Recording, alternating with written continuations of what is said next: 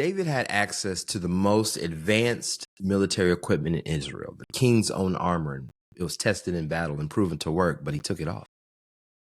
What he did next is the reason most leaders are exhausted and they don't even know it. Welcome to Shifts and Ladders. I'm Ryan Robinson. And if you're new here, this show is for individuals who are looking successful on the outside, but feel fragmented on the inside. We're going to learn from the pattern of Jesus, that one shift that will change everything in our life. Okay. This is one of the final episodes on a loose 4-part series around wholeness. And it actually might be the most important one. So glad you tuned in today, because we're going to be answering the question underneath all of the other questions. Do you know who you actually are? Not your title, not your role, not the version of you that performs well in meetings. The real you. The one who existed before achievements, the one who carries something the world needs, the one who probably has been missing, and you've probably been dismissing your entire life. By the end of this episode, you will have a framework and a statement that you can write for yourself that changes how you show up everywhere. All right, let's get into it. 1 Samuel chapter 17. This is David and Goliath's story. And if you don't know or don't want to talk about Goliath, I want to talk about the armor that was given to David. Verse 38 says this: Then Saul dressed David in his own tunic. He put a coat of armor on him and a bronze helmet on his head. The king himself suited David up for battle. Now, this was a top-tier equipment. I mean, the king is going to have the best of everything. It's battle-tested, proven, and everyone in the army had seen Saul's armor work. But verse 39 says this: David fastened his sword over the tunic and tried walking around because he was not used to them. And he says this: I cannot go in these, he said to Saul, because I am not used to them. So he took them off. Now, most people would read this like the armor is too big, but that's not the point here. The armor worked for Saul. David's problem wasn't the quality of the equipment, it was the fit. The armor wasn't designed for his body, his training, the way he was fighting. It was meant for someone else and their proven way of doing battle. And their proven way was actually going to slow him down. Now, how many of you are operating on borrowed armor right now? Someone else's framework, someone else's morning routine, someone else's definition of success, someone else's theology of calling. You adopted it because it was proven, because it worked for them, because someone you respected said, this is how it's done. But then you're exhausted, not from the work itself, but from the friction of operating in equipment that doesn't even fit you. There's a tool I learned called root cause analysis. It's getting literally to the root of why you do what you do. And sometimes solutions that we have aren't better strategies, particularly ones that we borrow from someone. It's when we discover that what we've already mastered may not be the thing that works best for you. And sometimes we have to go back to what we knew to figure out that that actually worked best for us. For David, it was being the shepherd. So what did he develop in the years of being the shepherd? What did you develop in your shepherd years? Before the title, before the platform, before everyone was watching. That's your sling. And until you identify it, you will be fighting in armor that is slowing you down. Now, let me show you what it looks like to lead from identity instead of anxiety, okay? We're going to pull from Jesus here. John chapter 13, verses 3-5 says this: Jesus knew that the Father had put all things under his power and that he came from God and was going to God. So he got up from the meal, took his outer clothing and wrapped a towel around his waist and began to wash the disciples' feet. You need to catch the sequence here, okay? Jesus knew first. identity. Clarity about who he was, where he came from, and where he was going. The next thing he did, so he got up, the action. The service flowed from the security, from the identity. So he could wash feet because he knew who he was. The act didn't diminish him because his identity, here it is, wasn't at stake. Most leaders and most individuals can't serve like this because they can't take a lowly position because they're still trying to prove that they're in a higher one, trying to prove they're in charge, trying to prove they're the big man or big woman on campus. They can't be vulnerable because their identity is tied to appearing superior to someone. And they don't have the ability to be vulnerable. But when you know who you are, listen to me. When your identity is sourced and settled, you're free. You're free to serve. You're free to speak truth. You're free to fail publicly because your worth isn't on the line. That is freedom, y'all. That's freedom. There's a question God asked Moses at the burning bush that I think about constantly. And my coach reminds me of this and just recently did a few hours ago, actually. Exodus chapter 4, verse 2. God asked Moses this: what is in your hand? Moses had a staff. It was just a shepherd's staff, nothing special. But God said, throw it down. And when he did, it became a serpent. It became a sign. It became the instrument of liberation to an entire nation.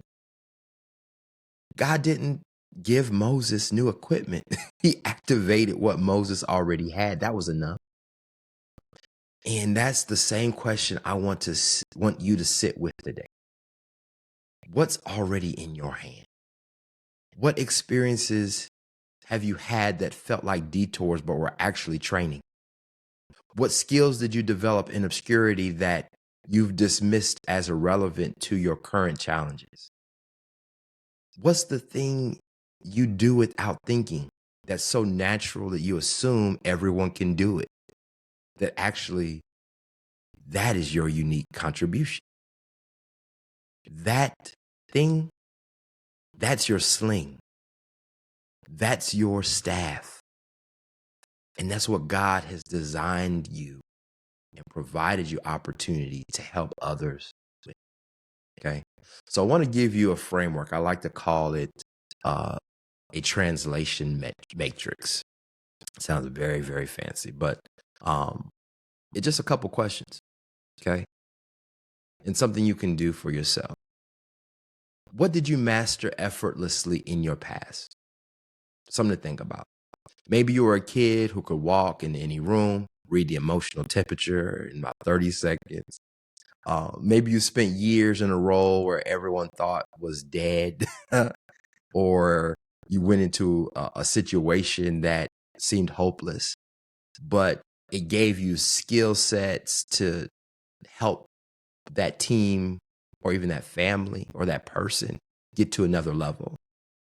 Maybe your useless degree, your money-sucking hobby, or a wasted decade actually built something irreplaceable in you. So think about, what have you mastered effortlessly in the past, okay? Another question too, what challenge are you facing right now? Is it a career pivot? Is it a leadership gap? Is it a business plateau? Is it a ministry that you're stuck in? Is it could be anything. Is it an identity you're struggling with? Is it something at home? Okay. Now this is the bridge I want you to kind of take from column 1 and column 2. Question 1, question 2. What does question 1, or how does question 1 translate to question 2? And this is where most people get stuck. They can see both questions, but they can't build a bridge to those two questions. That's because they've been trained to think linearly. My degree should connect directly to my job title. And how many people does that even work? Does that work for most people? Not really. If you're a doctor, maybe, but that doesn't work for 90% of the population. Integration doesn't work that way. Your sling, your staff, your native genius often shows up in unexpected translations. So there's a one sentence tool or question I want you to say, or phrase. I don't just blank, I blank. So let me rephrase it again. My statement, or my sling statement. I don't just optimize processes. I help people become whole by eliminating the waste in their life. Okay. Now, I want you, by the time this episode ends, write yours down. Or at least after you watch this, figure out what that is. One sentence. What you actually do. Not what your LinkedIn profile says, but what you were designed to do. Now, as I said, we're closing out this series, and I want to pull it all together because these episodes aren't separate topics. They are 4 angles of a thesis. And here it is. Jesus is the only fully integrated human who ever lived. Episode, we talked about what wholeness refuses. The enemy offered opportunity for Jesus to get to the cross without going through painful situations. Not because the kingdom wasn't real, but because accepting the way the enemy presented would have required him to split his identity and become a divided person. Episode 2, we talked about how wholeness can be sustained. Jesus withdrew from, not from weakness, but for maintenance. He returned to the source, spent time with the Father in the cool of the day. And he had one identity, one source, one whole life. And that life could operate from the same fuel supply over and over again. Episode 3, we talked about how identity protects itself. It has boundaries. That a no means something. That a person who doesn't know how to say no doesn't know who they are yet. And Jesus, his no flowed from his identity, and he had clear boundaries. He knew his assignment. He knew what to say yes to and what to say no to without any guilt. And today we're talking about how wholeness operates. Jesus could wash feet because he knew who he was. David could fight with a sling because he trusted his own training. And Moses could lead with the staff because God activated what was already in his hand. Now, do you see a pattern? I want you to see a pattern here. And it shows up every time. And this is how God operates. He gives you the identity first. And then from that identity, he gives you the action. Not to do more until you become someone. It's know who you are. And the doing flows from the being. So it's a be, do, have process. Okay? That is what God always does when he calls someone. And usually when we mess up, it's because we've mixed up that method and that phrase to put the do first and then the have, and then we be. That's the trick of the enemy. To prove. In Matthew chapter 4, we talked about this. The enemy always said, if you were the Son of God, then you would do what? He was always questioning the identity of Jesus first. And God will never question your identity, but give it to you so that no matter what happens around you, you can be stable in what he said and not be offended when you get questioned to determine what your identity is and proving it to someone. And I built this framework called the integration protocol, and this is what it essentially is built on. It is built on eliminating the questions around identity and getting yourself rooted in that first. And once you are rooted in that, your being first, you will start to build a system around who you are. So your life runs from the same source, not from your doing, but from your being. And these 4 episodes that I just named were something that helped you get yourself anchored. I talked about this, and I have a link in the bio, not in the bio, in the show notes about the fragmentation assessment. What's important about that is sometimes we're not aware that we've been operating from the wrong model. And because of that, we get burned out and we don't even know what success looks like. It will show you exactly where you're bleeding energy. Okay. And I just want you to be reminded that God gave you and provided you an identity. You're his son, you're his daughter, and he loves you dearly.